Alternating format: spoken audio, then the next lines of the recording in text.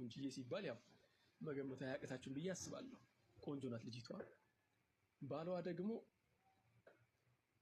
ልክ እንደ አብዛኞቻችን የተመታ ነው ብቻ አስተግፍሩላህ ሊላሂ الحمد والمنه እና ቆንጆ አልነበረም እሱ መልከጥፉ የሚባል አይነት ነበር።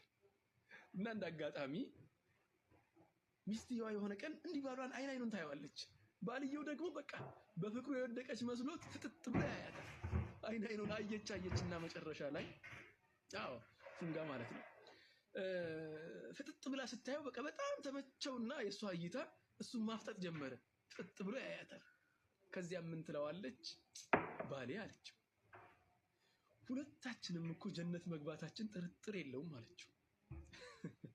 ልክ ብለሻል፣ ግን ለምንድን ነው እንዲህ ያልሽው አላት። በሱ ቤት አሁን እሱ መልካም ባል ስለሆነ እሷም በሱ መልካምነት ውስጥ ስለምትኖር አብረው ጀነት ሊገቡ ማለት ነው። ምን አለችው? አላህ Subhanahu Wa Ta'ala በቁርአን ላይ ሰብር ያደረጉትንና አላህን ያመሰገኑትን በጀነት አበስሯቸዋል። አንተ እኔን የመሰለች ቆንጅዬ አግኝታ አልহামዱሊላህ እያልክ ነው። እኔ ደግሞ እንዳንተ የመሰለ ፈተና እያየሁ አልহামዱሊላህ እያልኩ በሰብር እየኖርኩ ነው። እኔ በሰብሬ አንተ በሹክርህ ጀነት መውረሳችን መውረስ ነው አለች።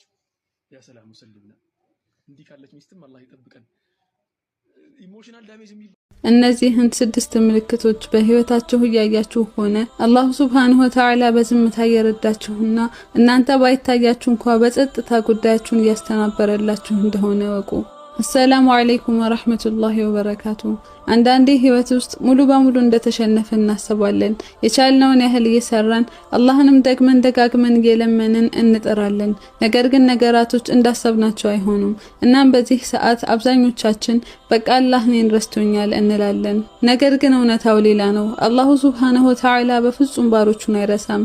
ይልቁንስ እኛ በጭራሽ በማንገምተው መንገድ በጸጥታ እየረዳን ነው።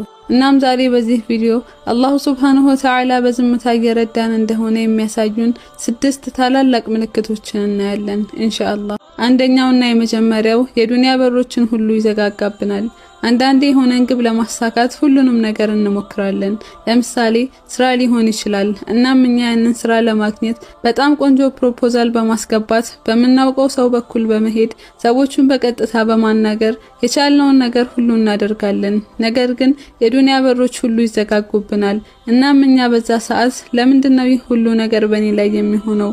አላህ ግን ለምን ጨከነብኝ እንላለን። ነገር ግን እውነታው የነዛ ሁሉ በሮች መዘጋጋት ለኛ ጉዳት አልነበረም፣ ለአላሁ Subhanahu Wa Ta'ala ጥበቃ እንጂ። አላሁ Subhanahu Wa Ta'ala እኛን ሊረዳን ሊጠብቀን ሊመራን